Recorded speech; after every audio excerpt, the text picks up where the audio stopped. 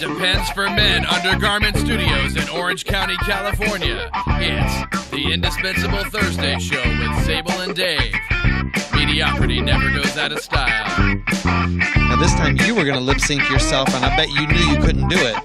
So you just gave up, Dave. No, I wasn't even going to try. I do think Chris should, well, we were replaying some of his music earlier. Well, that is some of Chris's music. He should do an entire, maybe it's like an hour of instrumental stuff like that, put it up on YouTube and call it, music for screenwriters or something. And right. Because screenwriters just go and they search for music to listen to while they're writing. Kind of like those a-holes I was talking about who are like, I like to listen to Mozart when I code. We're talking about Chris Moe, who does our pre-show James Brown style funky jam.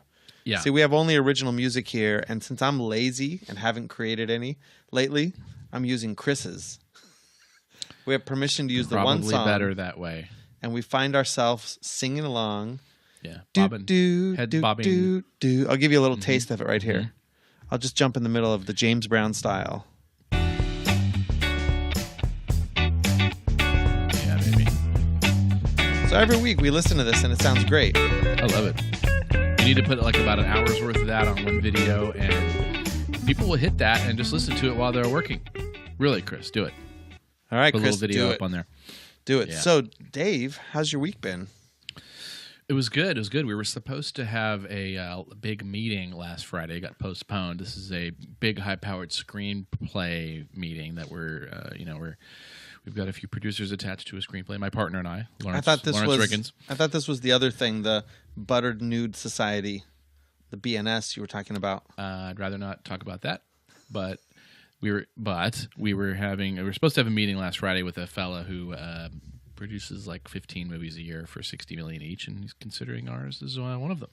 Was he naked and covered in butter? It got put.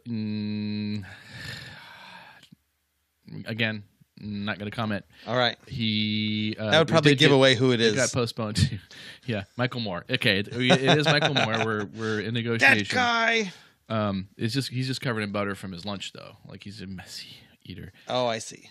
But it got pushed to this Friday, so hopefully that'll happen. Oh. I might have some interesting news, but I'm not naming any names yet. I'm not saying anything, but everybody wish Dave well. Yeah, please wish me luck, because then if that goes down, you will not have to hear me on this fucking podcast anymore, because I will quit it. Wait a second. No, Dave, you need to fail on this meeting. No, actually, we'll do it with just more bits and more production. If your success on the podcast in the film means the podcast goes away, then I don't want you to be successful in the film. Podcast will always be here. Rest assured, people. All right, that's good. Rest assured, people. A lot of people's hearts just like jumped into their throat when they heard me say that. I know. Well, I mean, you might have leaked the truth out there, Dave. But I do really hope that you score big on this. Thank you. You get a fat check, and you do buy a nice big house and quit your job and all that. Oh, that'd be so American nice. Dream stuff that you're going to be doing. Mm-hmm. It's pretty fantastic. It will be that. So this Friday, you're going to have the big meeting. Yeah. So this last week was... This will probably be a meeting. Like, we're already like, 30% of our way into this process with this by now. This might get us to 40 or 50 possibly if this guy. But there's still some rewriting to be done. We had some good notes from one of the fellows who gave us actually sensible notes with specific, hey, on this page here, can you make this funnier? Or this, I love this part. If everything was like this, there would be no rewriting necessary. It's awesome, that kind of stuff. But it was good notes, so we liked them. Good notes, good. Only one page, which is pretty good. All right. One page of notes. That was me talking through my beer. One page of notes. Right. We're drinking the Sam Adams Rebel Rouser. This is the final 2 beers from the infamous New Year's Eve party. Oh yeah, that thing is getting a lot of ink. That I've got a lot of airplay out of this party. I felt good. These are the last 2 beers. I'm drinking the Sam Adams Hopology Double Agent IPL. And you've got the Rebel Rouser? Rebel Rouser Double IPA, 8.4% alcohol by volume. So for Edgar and Yehuda and Matt, could you remind them what the 2 films that you have your name attached to that have been out recently? Well, if you want recently, as 2001 is Replicant starring Jean-Claude Van Damme. I was one of the writers on that one, based on a story by me and Lawrence Riggins, and I wrote the screenplay. And then another fella came on later, and probably got paid way more than we did. And then the other one was Assassin's Code, which is a smaller movie you can probably find on Netflix, directed by Lawrence Riggins and written by both of us. So it's not very good. It was a very troubled production. I'm not going to stand by it, although it's okay. It's cheesy. It's got a lot of actors you remember from the 70s and 80s, like Martin Cove and Christopher Atkins and John Savage, Oscar winner. Okay. There you go. Bull from Night Court. What's his name? Oh, I love that. I love that guy. Yeah. Man, I used to watch Night Court. I'd stay up late at night. Like, my mom got up early to go to work. So I would stay up after she went to bed and sneak on our little 12-inch television. And then I would watch L.A. Law. I don't know why I liked that as a kid.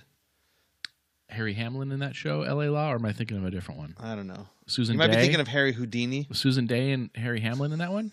Susan Day? I don't know actors' names, dude. Oh, okay. I was 10 years old. Oh, you're 10. All right. I have no idea. I knew actors when I was 10. But after L.A. Law would come on Night Court with the tall, bald guy. Yeah. It was hilarious. That's Bull. And that really Richard cool Mole. bass line intro. Yeah. Or something like Mole. that. Mole, not Mull. Mole. Not that fella.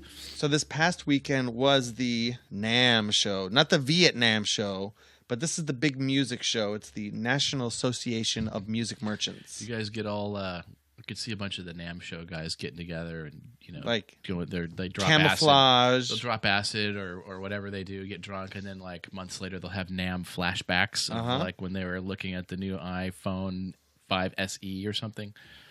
Then a NAMM flashback, dude. So there's 100,000 people go to the Anaheim Convention Center, and it's every music company, every plugin, every guitar manufacturer, every software company, every microphone company, everybody in the music industry is in the Anaheim Convention Center for one weekend in January. So there's lots of... Hear that, terrorists? Good place to blow up. A lot of man buns walking around there. Probably you can just take a shitload of them out. You don't have a man bun, but I'm sure were there a lot of man buns there? Oh yeah, okay. Oh yeah. I was one of those man bun guys. It doesn't look that good anymore. Now that I'm in my 40s, now that I'm approaching middle age, it doesn't quite look the same on me. But no. So it was a lot of fun. Meeting with the people. Going to sessions. Networking. I got a stack of business cards to follow up on. But a year ago, I went to a session on game audio, and I really liked the guys. They run the Game Audio Institute, and I went up, I talked to them, I introduced myself. This is great. Is there any chance that you would speak to my class over Skype or something? I said, oh, sure, no problem. So one semester came, I had the guy come into Skype, via Skype, and give the whole lecture on how game audio works, the game industry and gaming, and it was great. The students loved it. We did it again last semester with a new class. They loved it. So we hosted a workshop this past week where we paid them money to come and do a full hands-on video game. So this was, how do you take music and sound effects and put them into an actual video game? Yeah. What do they edit in something like Pro Tools, or what do they do? Final Cut Pro or Avid, one of those type of things? You do your Pro Tools session to create the music, or Logic, or whatever you use. You do that ahead of time, and then you use some middleware. So we were using middleware to create the files that put it into the game engine, which in this case was Unity. So they had a sample level for us and some audio. And over the course of the day, 21 of us built the game. So that's pretty interesting because nobody else has that information. Interesting. How do you find out? So in the process of the Game Audio Workshop, I get to collaborate and work with lots of people. So a couple things went terribly wrong. Oh. The contact that I'm working with through the school, because I'm only part-time there, kept screwing up the time. He kept emailing people. Oh, it's at 9 o'clock. 9 o'clock. No, it's 10. we can't get going by 9 o'clock. There's too many things to do. Does he live in the Rocky Mountains or something? Is it like Central Time or Mountain Time? In his head, he kept, 9 o'clock. And we corrected him over and over and over again. Well, he sends out the Eventbrite invitation, and I don't, by the time I've corrected him 3 times, I didn't even bother to check. I should have. It was my bad, because the invitation said 9 o'clock. that went out to all the people. Yeah. And then we started marketing and advertising, and we had a lot of people sign up. So they all got there early, right? Well, we had a lot. Did you play a past podcast for them? I was like, dude, this is what you win for getting here early. You listen to one of our old podcasts. Well, we have 28 seats in the lab, and we had more than 50 people signing up. Wow. So this person who's running the Eventbrite, who put the wrong time and is already kind of cranky about it. He's cranky about putting the wrong time? He sends an email the night before. Now, these are people that signed up and have tickets or are on the waiting list. He sends an email that says, we're overbooked, so it's going to be first come, first serve. He sounds angry in his... The email was angry. And it was a little worse than that. It was a little more rude. And I thought, that's a weird email. So then I start getting Facebook notifications at 6:30 in the morning because some of the people were through a group that I advertised to on Facebook. Does this mean I have to get there now? Should I be there at 7? What time should we be there? Wow. And this long chain goes on where people are like, well, can we still go? Are we going to make it? What time should we be there? Oh, screw it. I'm not going to go. This is terrible. We only had 21 of the 50 people show up because of this email. Because of this jackhole? Because of this, right? And then, and this was the worst. The passive-aggressive signs drive me crazy. You get to the campus, and there's some, little printed on your computer printer signs to point to where the game workshop is, right? Mm-hmm. But on the game workshop sign, and I should have brought it. I was so angry. I ripped everyone off and tore it up and threw it out. Did you jump on them? It said, late comers will not be admitted. Oh. And I was like, what? So how many people drove out to the college? Yeah, and then they saw, they're like, walked fuck up, that. and they were like, God damn it. When the workshop started at 10. They could have showed up at 9:45 and still been early. So I felt really bad about this. I was apologizing to people on Facebook. So we stopped and got some donuts. The cure-all. We go into the donut shop. Fried dough with sugar. So I tell the two workshop guys, because I picked them up and I dropped them off at the airport afterwards. I said, I'm going to run in and get some donuts real quick. I run in, grab my butt, to get the wallet. No wallet. Oh. Uh-oh. No, that means no driver's license. I'm driving people around. Uh-oh. So in my rush, in my stress with all these messages, I left my wallet. So the game workshop guys, who were paying them, to be fair, they picked up the $10 for donuts. Nice. We soothed everybody down. We spent an extra 40 minutes talking. Really sorry about these. But that guy was there. Being cranky with people. Said, I told you. I said, stop talking. Everything was fine. It was 10 o'clock. Stop Go back, talking. all the emails. Whoa, but I told you. No, just stop talking for a minute. Everything's fine. Everybody's here. It's going to be a great day. Everything works. But I told you. I know you told me you were right. Now stop talking. I'm all confused now as to why he's angry. He was just angry. I don't know. Okay. Well, it was crazy. So the result is now we have enough interest. We may actually start a program in game audio at the college. Oh, okay. There's not a lot of those. I want to do voiceover for that kind of stuff. Okay, well, there's a VO component in game audio. So there you go. If you're going to do voiceover, though, you might have to build a voiceover, what do you call it, where you show off all your work? Yeah, like a demo reel. Yeah, one of those I need more characters that I can do, too. I only do a character. Huh? I only do annoyed, cranky podcaster. That's like my whole voice. Oh, that's a good voice. Only voice I have. All right, so to wrap up, the game audio workshop was run by a crazy person who was irrational and cranky, but it turned out to be okay anyways. The NAMM show was a lot of fun, made good friends. I think they'll be good friends. Met up with all my friends every year. It's becoming a great conference for me. Well, that sounds lovely. And I could keep going on and on, but I guess I'll give you a chance to chime in. Oh, but let me ask the listeners something before you do. Yeah.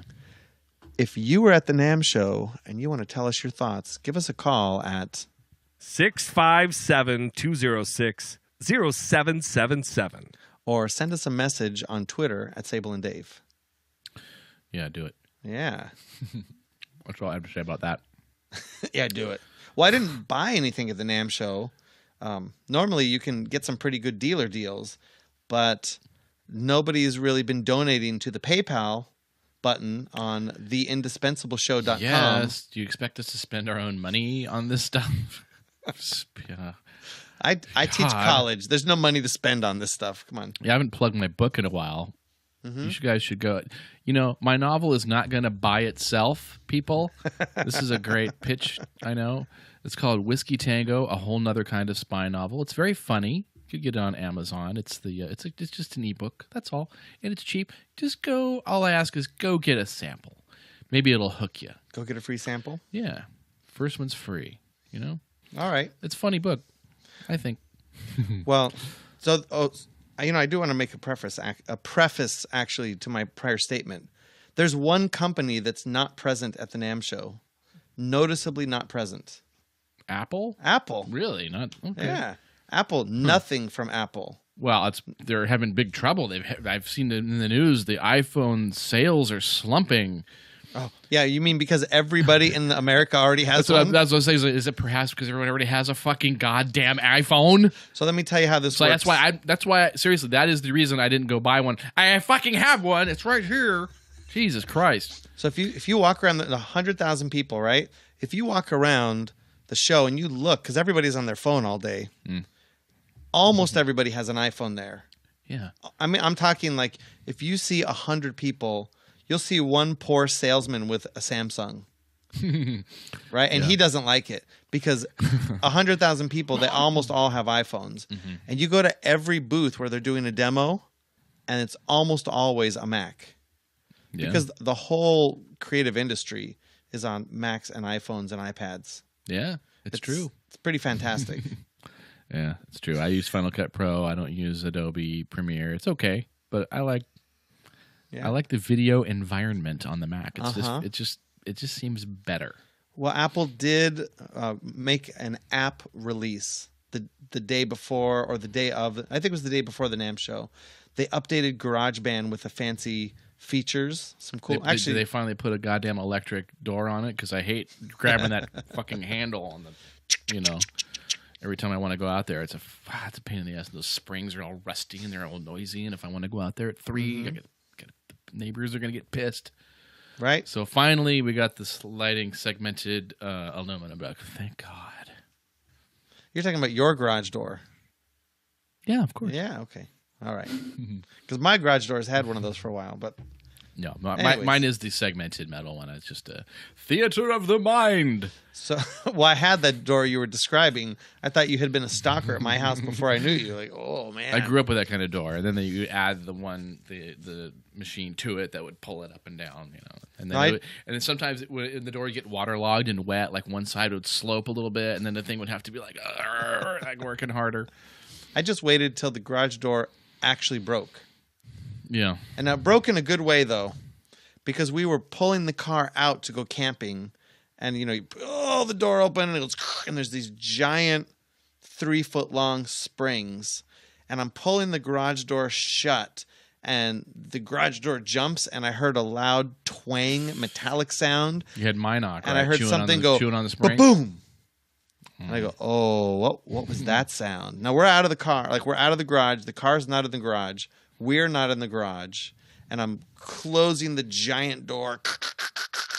And I hear this loud bulging muscles. Twang and kablang. And the spring broke and shot off of the garage door and bounced around the garage. You heard like ricocheting or, oh, my God. Well, you could tell from where it was. It wasn't anywhere near the garage door when I found it. It was on the other side of the garage. You could have a NAMM flashback because of that ricochet sound. That'd be scary. Right? No more! Well, have you ever been in a guitar center? Yeah. Okay. So the thing that drives people crazy about guitar centers is oftentimes you go in and it's like like nonstop, right? Cannibals attacking? What is that? People banging on drums as loud as they can and playing distortion guitar as loud as they can. Okay. Right? Mm-hmm. This is drums. Anyways, the NAMM show has gotten to be a lot like Guitar Center. It's just super loud everywhere.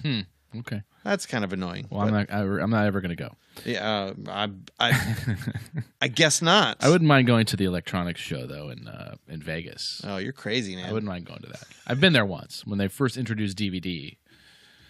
because I was working at the very famous Ken Crane's Laserdisc back in the 90s when DVD was coming out. But that wasn't called CES then. It was the other show. I think it was CES. I think it was CES. Yeah, Consumer Electronics Show, yeah.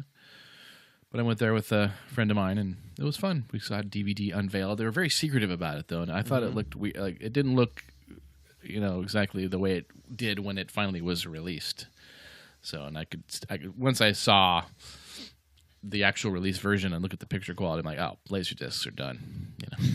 So, yeah. Yep. Mm-hmm. So there were a couple other neat apps. I just want to share a couple of apps. Okay. I'm thinking about Doolin.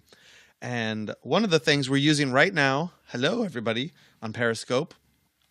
Periscope's big on streaming. A lot of people, I was in a session and a lady pulled up Periscope so she could share the session, and then she would whisper to the people and then hold up the phone, and then they would ask a question, and then she would just whisper back into the phone and then hold it back up. It was really interesting. It's amazing. Well, Periscope made an update so that you can stream to Periscope with your GoPro Hero 4. I just spilled beer on myself. That was awesome. All right, dummy. Sorry. He was so excited about Periscope and the GoPro. I did a spit take there. We're actually streaming on YouTube for the YouTube listeners, and we're streaming on Periscope. So if you want to ask Periscope questions, tune into the Periscope stream. We couldn't afford actual YouTube. This is the letter U and then TOOB. It's a lot cheaper to broadcast on there. So youtube.com. It's actually tubetop.com. That sounds like a great... Is there a tube top? I love tube tops. I'm a child of the 70s, so I remember... You like those when women wore slutty those... bimbos walking around with tube tops and no bras. Red and white stripes around their belly button with a mass of flesh hanging down? No, this was... In the 70s, when the cute girls were wearing them, they would have flowers on them. They'd wear the big power frame sunglasses. I'm sure they were cute in the 70s, but by the time I saw them with the tube tops, it was around their waist. Now that they're in their 70s, yeah, they should not be wearing tube tops. But So you told me before the show that you had a movie to talk about. I did. I went and saw last night. I went and saw The Revenant. What is The Revenant? It's the what's his name? Iñárritu. He won. He was the director of Birdman, which won Best Picture. Was it last year? Not Birdman, not Robin Williams. That was Michael Keaton. You're thinking of Birdcage or something. Birdcage, yeah. Birdman was the one where Michael Keaton is the actor who used to be... He's sort of based on Batman or something, but it was a very esoteric, kind of hard to understand, overly pretentious, overdone, made to look like it's all in one shot, but it's not really, and it had very... kind of... That's Birdman. Super obviously... Not The Revenant. Right, Birdman. Okay. Super obviously ambiguous ending, overly ambiguous. I'm going to make a note. Birdman. And it won Best Picture, and I thought, not into it. But Revenant, I think, is actually a better film. It's also nominated for Best Picture. Leonardo DiCaprio starring in it. Oh, what is that guy's name? Iñárritu. I can't remember his last name. Alfonso? No, I'm thinking no, Alfonso he can't be nominated. Arrau. That doesn't sound like a white person's name. Only white people are allowed to be nominated for Oscars. He's Caucasoid. He's a Latino. He's Mexican. I don't think that counts, dude. I think according to the Oscar committee, they had to be clearly white, English-speaking, with American-sounding names. He slipped past. I don't know. I think he snuck in. It was an illegal nomination. Do you think he had to pay extra for that? No. You're celebrated. If you come in illegally to the Academy, you're celebrated because it's a lot of leftists there. Oh. They actually kind of prefer that you enter illegally. So you think he's an illegal alien who became a famous movie director? Yeah. Good director. And The Revenant's a good film. It's basically a simple revenge movie. It's long. Like revenge porn? No, revenge. I literally don't know anything about the movie, have never seen a trailer or even heard a description. Could you give me a clue? It takes place 1800s, I think, around the Civil War time. I don't think they said. Probably up near the Canadian borders. There's French guys there. There's Leonardo DiCaprio is a sort of a guide or tracker. He's with the military, and they're getting pelts, and they're trying to come back. The Indians are up there too. The North, the Native Americans are up there, and they're trying. They keep running into them, and they're stealing the pelts that they're taking. And anyway, but the thrust of the story is Leonardo gets attacked by a bear, Okay. very gruesomely and extremely well done scene where he's attacked by a grizzly bear. Ooh. And that might be worth watching. And other bad things happen, and we really want him to survive and get back and kill the guy who did bad things to him and his son. Okay. So it's very mystical. It's very well done. It's a little bit long. It's got some odd structural things in there. As a screenwriter, I was watching. I was like, wow, that thing really usually happens a lot earlier. It usually happens halfway between the first act and the midpoint. Page this 43, page 44. Normally you'd find it. It's a longer movie, so normally this thing would happen on, say, page 45 in a 2-hour movie. But it happened in the midpoint on this movie, which is like That's a half hour 70. later. It was almost, the movie was sort of offset by a half an hour, but it was all good. It's not boring at all. Okay. Very good. It's one of those movies you should probably watch if you think you're having a bad day. You can watch this movie because I don't know how true it is based on true events. I'll look into that further. But look, it's a good setup. We like Leonardo DiCaprio. We like his son. Some bad things happen. Boy, do we want him to get revenge, and you're in. You're gonna watch. And Tom Hardy's in this movie.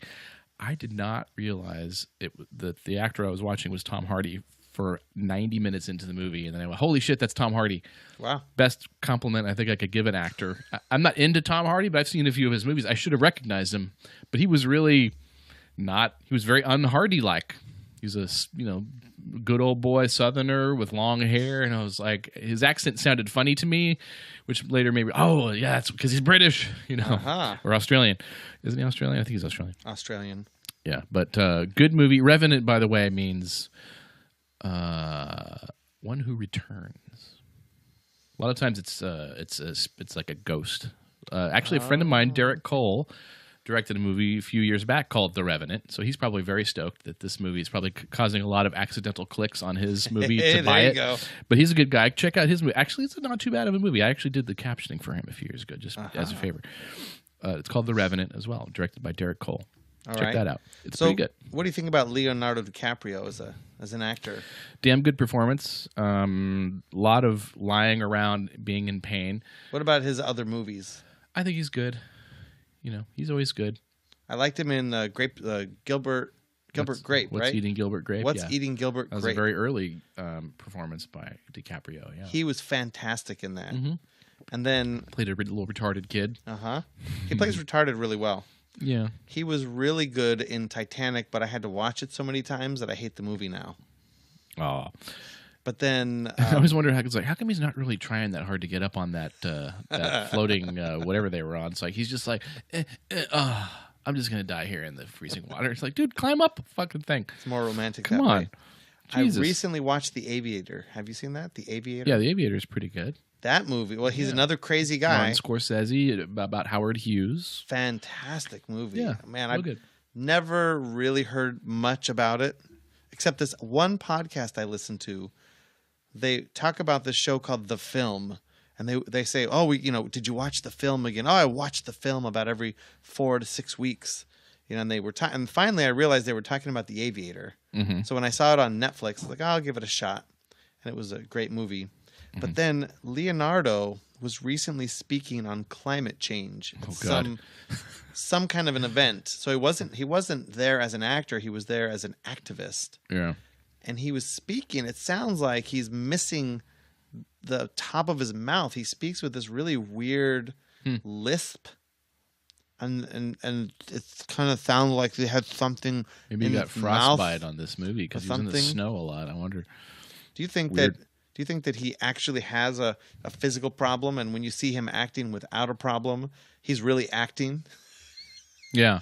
Do you think he's the guy that has to take 25 or 30 takes to get a single line? I'm gonna have to look at that up now and see if I can. Because if you listen to him on this, it was just last week.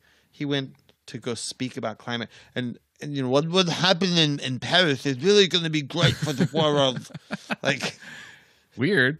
I was so like, is this the guy that I thought was so cool? So the effects during there was that bear scene got a lot of ink because they were saying how he gets raped. And there's a couple moments I'm not going to say by Yogi. You're exactly See, there's a tie-in, but that scene's really astonishingly done because of the intimacy of it with the attack, and it's obviously it's not a real grizzly bear. I don't think. that's the effects are great there, but later there's a scene where he comes across like a herd of buffalo, clearly CGI buffalo. You know when you see those big, like I do this on when I'm watching like Lord of the Rings or something, like the big huge battle scenes look fantastic, but if you focus on one of the characters, you're like, that dude's running around in a circle. What's he doing? You know, and he's like, and some of the buffalo, I just pick one buffalo to look at, and it kind of like it's like all kind of herky jerky. He looks like one of the people you'd see at the laundromat, like in Grand Theft Auto when you're driving by. If you pick that person, they're kind of like all herky jerky. That's what the buffalo look like. It doesn't ruin the movie. Movie's really good, actually. Oh, okay. Yeah. Very, very well set up. So, and it's fun to watch it play out. Good revenge pick. You know, it kind of reminded me actually of John Borman directed a movie back in the 60s, I want to say, maybe 66, 67, called Point Blank with Lee Marvin. Oh, I like Point Blank. Remade later with Mel Gibson as Payback, maybe even remade again. But it's interesting because it's that could be called The Revenant too. But in that movie, it's sort of ambiguous as to whether Lee Marvin is dead or not. Like, is he a ghost taking revenge on all the people that screwed him? Because if you watch it a couple times, you're like, well, he's not really interacting. It's almost like Sixth Sense. Right. I think, it's one of those things. Revenant, is not, but it called up echoes of that. And then when you see the ending, you're like, I wonder, maybe they're suggesting that maybe he is a spirit, you know? Who knows? It's just, I think it's all ambiguous. Inyati, too, likes to come up with those ambiguous endings. But I think better done than Birdman. Okay. A little more accessible to the average moviegoer. Have you watched The Expanse, the TV series? No. So I've been hearing watching it when I look down at my stomach. Yeah, The Great Expanse. I've been hearing about this sort of as the new Firefly. Okay. That people are really loving it. But I haven't been able to catch up and watch it other than the pilot because I've been playing a lot of Diablo 3. You know, my couple hours of free time here or there have been busy playing Diablo 3 in the new season, which is why our album is not finished yet. Awesome. Jesus, you are so you're fired. I've been so overwhelmed during the day. I'm like, I can't do any more. That is so untremendous of you. The kids go to bed, and I'm like, I can't use my brain anymore today. Mm-hmm. So I've been zoning out in that, and it's surprisingly been fun.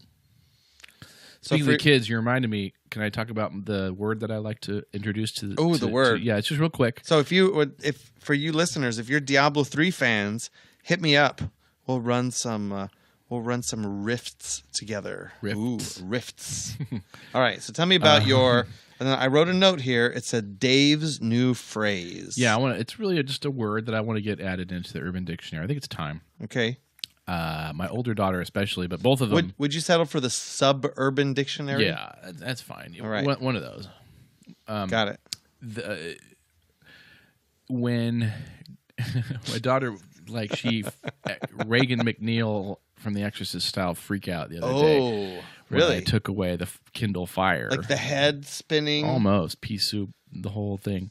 She... projectile vomit? It was like 2 hours of I'm not talking to you, Daddy stuff. And so they have Kindle Fires now. She was on it. Uh-huh.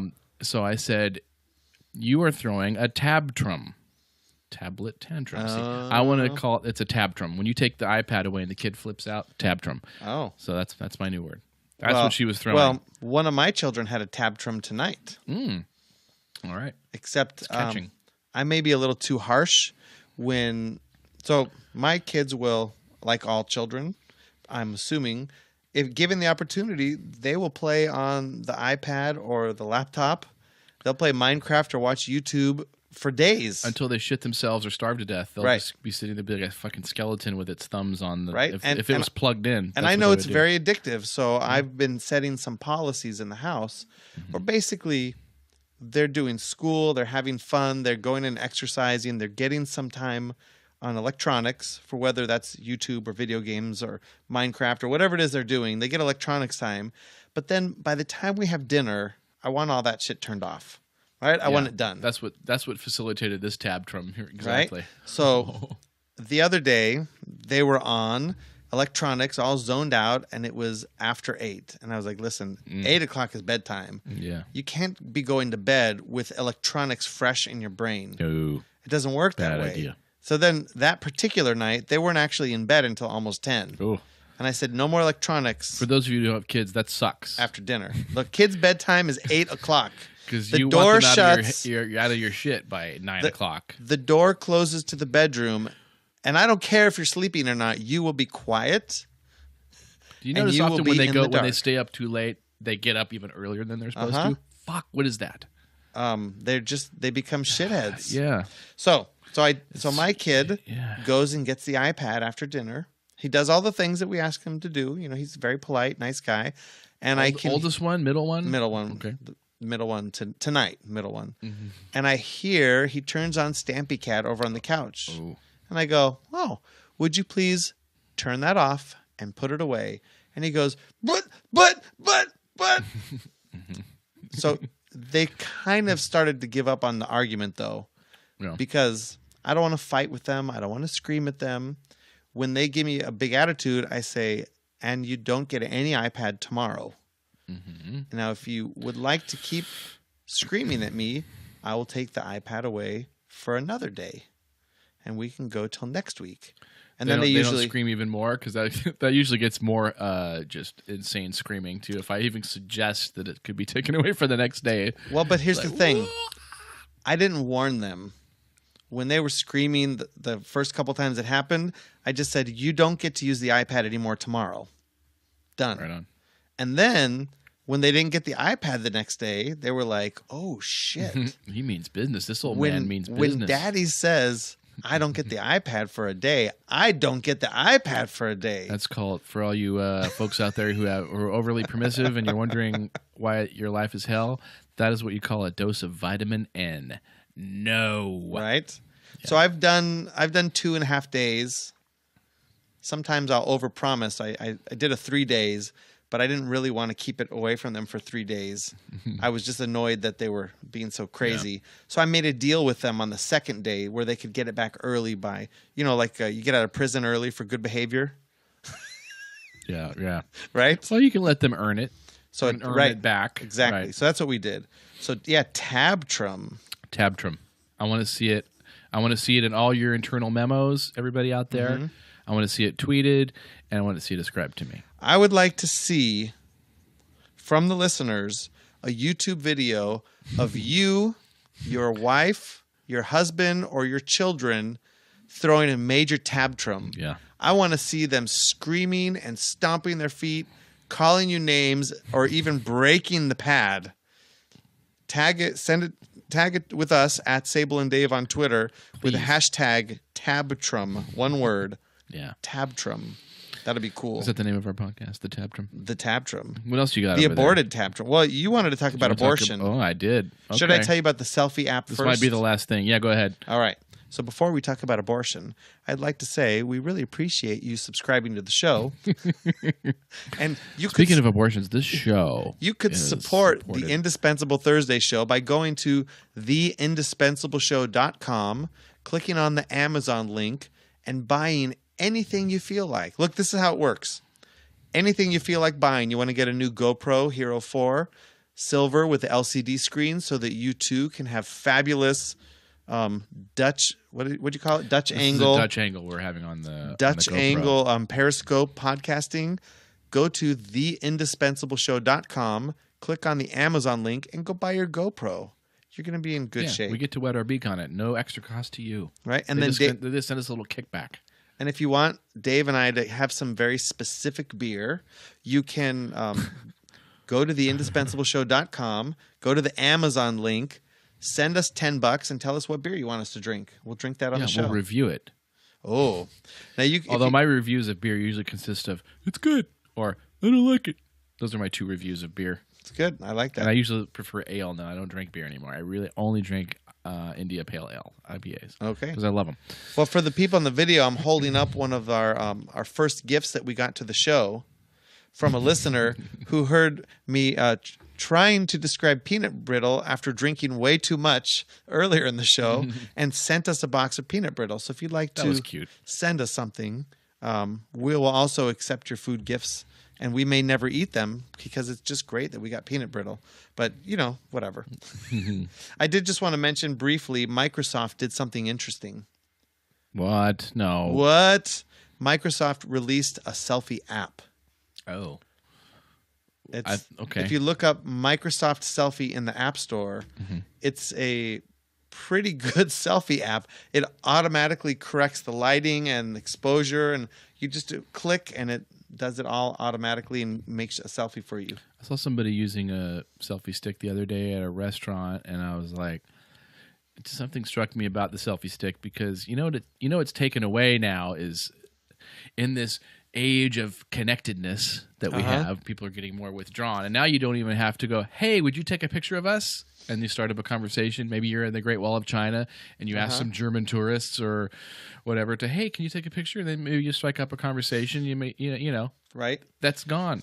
But when you used to do that, you had a $200 Nikon Coolpix or a Canon, right? And you handed them your camera, and they knew how to use it because they pushed the button. They could see it on the screen, and everything was fine.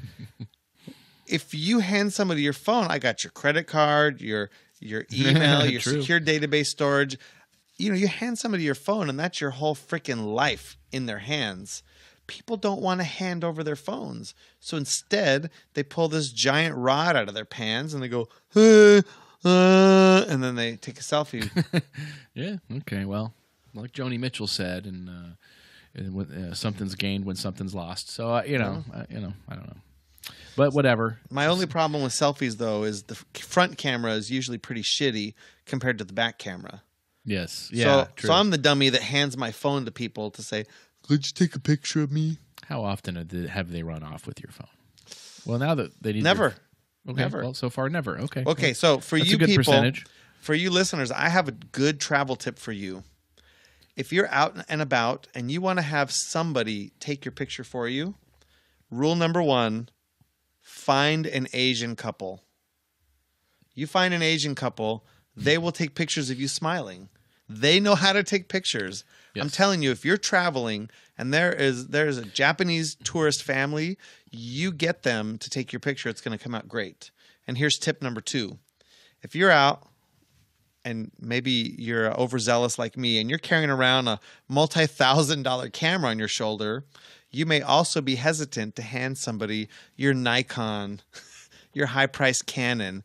So what I do is I look for somebody who's carrying a very nice camera already on their that's neck. A good hack. So if they're carrying a nice camera, already got a nice camera, then I don't feel bad handing them mine because they're probably not going to drop it. Or they don't need to steal yours because they already have one. Or theirs is so big, if they run, you're going to catch them because they have one of those telephoto bird lenses on there, and they can't run very fast. It's mostly the dropping that I'm worried about. Because what do you ask somebody, hey, could you take a picture of me? They drop your camera and it breaks. Like, oh, sorry, man. What are you going to do? You're not going to chop their head off. It sucks to lose a camera on a trip too, because I left one on a bus in Siena in Italy, and it had a lot of awesome pictures on it. It was that hurt. That hurt me. All those nude pictures of that girl. Yeah. It's too bad you didn't have them auto upload. I miss you, Donatella. She was beautiful. No, there was actually a girl that I took pictures of because my buddy and I were out there. We were right in the town square of Siena, which is a very famous town square. It's like sort of baseball diamond shaped. It's in the James Bond movie where they have that horse race once a year. They go once around this horse race. So we're hanging out there, not during the horse race, but we were just watching this bevy of girls walking around, and one of them was just tall and tan, and she had these big white sunglasses on, and she was out there. Just he was looking at her sunglasses. Alpha female, and she was just all the other girls were following. She was bossing him around, and we're like, "Look at that alpha chick! She is so awesome." And I snapped a picture of her just so I remember her, and it got lost on the bus. Darn! Damn it! She was she was gorgeous. She was quite a thing to see. And it shows what an alpha you are that you went right up and talked to her, got her phone number, went out for drinks later. No, sadly I did. Actually, I had a girlfriend back home, so I wasn't really, out to do that, unfortunately. Every time you think of that, you're like, I wish I would have talked to her. End up breaking up with that other broad anyway. Why didn't I go talk to the Italian chick? Right. Anyway. Until you're married with kids. Why not? Yeah. Well, even if you are married, I was in the Army band. We traveled to Bosnia. So here we are, a bunch of band dudes playing some kind of a show, and I think it was a bunch of Swedes came in, and they had like these burning candles on their heads, and they were doing some kind of ceremony Swedes with their burning before candles we on their played heads. What is that? before we played the concert. But this one particular chick was super hot, and we were kind of ogling her. And the other trombone player, he was a Mormon, married with 5 or 6 kids. Not sure if he had 5 or 6 at the time. Only 5 or 6. He gets up, he goes and talks to her. He comes back and he throws her phone number at us, and he says, "You guys got nothing." Number close. Nice. That's great. He just threw it. She likes a Mormon in uniform. Huh? I guess so. Welly. Do you want to close it up, or you still want to talk about this abortion article that I read? I thought we were going to talk about abortion. Okay. We teased. We made people go and send us money on PayPal so that we could talk about abortion. Yes. I see the money rolling in now, so I'll continue talking now. Okay, good. I was going to hang it up, but this story got it was tweeting like a canary stuck in Donald Trump's hair. It was just like crazy tweet. Here's the headline. It was on Washington Post, actually. I'm a successful lawyer and mother because I had an abortion. Right on. Did you see that headline? And she was talking about how she was back in 1981 or something. She was pregnant. She was about to graduate high school. And there's a quote in here where something about her, she didn't want to be forced to raise a kid, which I thought was a little strange. I don't know who's ever forced to raise a kid. But it got me thinking, why was it important that a nascent human had to actually die rather than, say, be raised by a childless couple who would love it? Why? It was important that the kid die. So, well, okay, I must admit, the trade-off was we had an innocent human life snuffed out, but we gained another fucking lawyer out of it. Awesome. Thank the maker. When you put it that way. Yeah, actually. Now do you know that the child was actually born and living before she killed it? No, I think it was still inside of her womb, attached to the wall, and probably still forming at a cellular level. Yeah, I don't know at what stage it was, but she thinks. It wasn't a living person. Look, I'm not Mr. against abortion. I'm not religious. Sounds like you are. Well, I think you want to control women and say that. Your body, woman, your body is not for you to decide on. I would love to. It's if for let Dave me. to decide. I think they can. They're perfectly. They can all choose what to do with their body. Absolutely, as long as they do what you say. Yeah. Well, they also. But there's another body living inside their body. They also have to consider that because that's not their body. But anyway, I think. Look, early on, if it's a bunch of cells. Okay, whatever. Scoop it out. Late-term abortion, not into. I think that's murder, actually. If it's like a week before your 9-month, I'm not comfortable with that. No, either. I'm not comfortable with that. But if the baby could be born and live. Oh, for sure that. But then I don't think that's a right time. But anyway, I want to get someone on here. I actually, if she was the type of attorney, by the way, I don't know what kind. If she said what kind of lawyer she was, but if she's one of the ones who are out there trying to stop murderers from being executed, it's like, oh, that's rich. I need to talk to you, sweetie. So you'll execute the fetus who didn't do anything, but let's keep the murderer alive. You just reminded me, Dave. By the way, if a fetus is ever convicted of a horrible slaughter of another individual, strap it to the little teeny tiny electric chair and zap it. Dave, you reminded me. We are going to have a guest over Skype. She's a singer-songwriter from the Bay Area. Did she have an abortion? And what I told her when we were talking about the podcast is she will hate the show and she will hate us because of our views. And she said, I want to listen anyways. And I said, great. If you hate us as much as I think you will, I would like to have you come on and defend your point of view. That would be awesome. So I'd like to directly call out Lavender the bird. Lavender, it was great to meet you. And I really appreciate that you made it this far, 49 minutes into the podcast. You're talking about an actual bird. Is it a person? No, it's a person. She's a singer-songwriter in the Bay Area. Cool. She's starting this interesting education for artists where let's say that people really want to perform, but they're not comfortable performing in public. She has a system she's developing and some YouTube videos to get people comfortable performing. That sounds lovely. You know how, fear of public speaking is a big fear. Hell yeah. So some people work out their fears in different ways. Lavender's building a system for those. So 49 minutes in, I'm calling you out, Lavender the Bird. Come on out. If you think that a woman should have the choice of her own body, whether to have an abortion or not, you should come and tell Dave why. Abort what? There's something residing in her body that's half of my genetic material, possibly. Now, she should have, I think... I don't know. Dave. I think the man should at least be consulted when they're having an abortion. Honestly, really, don't you think? Dave, I don't know. If you make, I'm not against abortion, by the way. Like I say, it should be mandatory for Democrats and people who are against capitalism. But if you make a nice cup of coffee, right? Like I make good coffee. You grind the beans. This is a pristine, as fine a cup of coffee as you can get anywhere, and you give it to somebody, and they decide they're going to drink half of it and pour it down the sink. You don't get a choice just because it's your coffee. It's not really your say. You gave them the coffee. Sort of like, you came inside them. Okay, yeah. But all right. Are you comparing a coffee to a human being, Sable? That's right. That's right.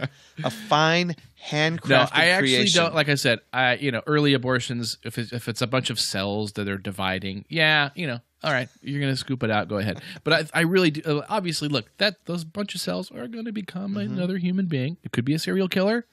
It could be the next Einstein who makes time travel possible, which would probably be a shitty idea. But that being said, okay. I'm not totally against abortion, against late terms, but I really want to know. I just want to appeal to people out there that you are extinguishing nascent human life, and you could actually have the baby and give it to someone who's dying to have a baby. Next week, a lot of people. There's episode... no, like they say, it's a cliche. There's no such thing as an unwanted child. It's true. Someone will take the baby and raise it and love it, and maybe turn it into a serial killer or Einstein. Next week on episode 55, I'll share my theories about time travel and why it has never been invented. But I'll save that for next. Next week. I'd like to talk about that, actually. I watched an Einstein video. Let's save it for next week. Ago, yeah. We'll I got a note. Time travel, episode 55. Okay. Not 54. We're currently finishing up 54. It'd be great if we could somehow get that onto last week's show. We can. Wouldn't that be awesome? Next week, we'll talk about time travel that happened last week, or maybe we'll do that around vacation. We're going to talk about time travel on last week's show. Perfect. So we're going to try and get Lavender the Bird in. I'm very excited. We're going to have Perry. He's going to come back and do some comedy music with us and maybe join us in the show again. Yay. That'll be great. We're also going to have Gordon to come back on from cinemacentries.com. Yeah, we got Oscars coming up, so we got to have Gordon weigh in on some of it. I'm sure he's seen more of the Oscar films. When are the Oscars?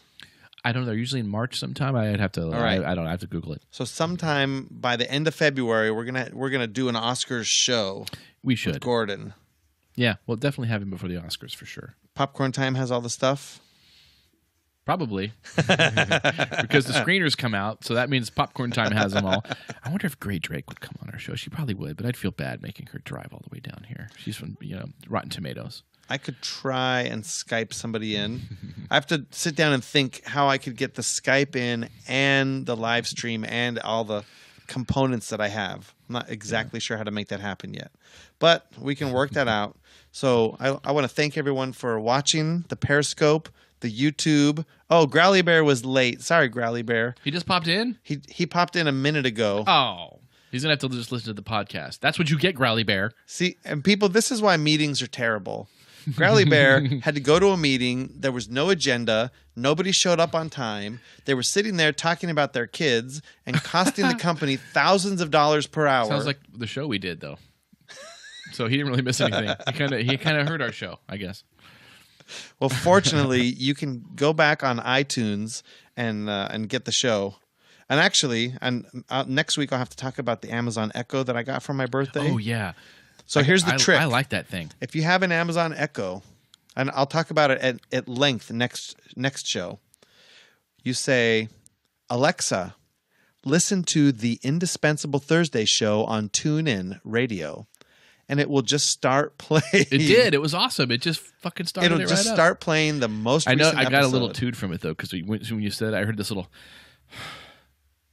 Okay, and then it played it. It's like, all right, okay, Alexa, no attitude. You have to add that command in there. So we have to figure out how to program your Amazon Echo, dear listeners, so that when it buys stuff, it buys it from our affiliate link. And then I can have it buy stuff from the show. And then we could have it just shop while they're sleeping. Yeah. Just buy stuff. That's the first thing I turned off on the Echo. But I'll talk about that next week. Cool. Because we're 55 minutes in. Sorry, everybody. Even though Growly Bear's here, I'm going to stop the recording. If you want to chime in on any of this stuff, give us a call. Let him who hath understanding reckon the number of the podcast, for it is a Google number. Its number is 657-206-0777. That number is 657-206-0777. You can catch us on Twitter at Sable and Dave and everywhere that fine podcasts are served. Thanks, Dave. Good night, Sable.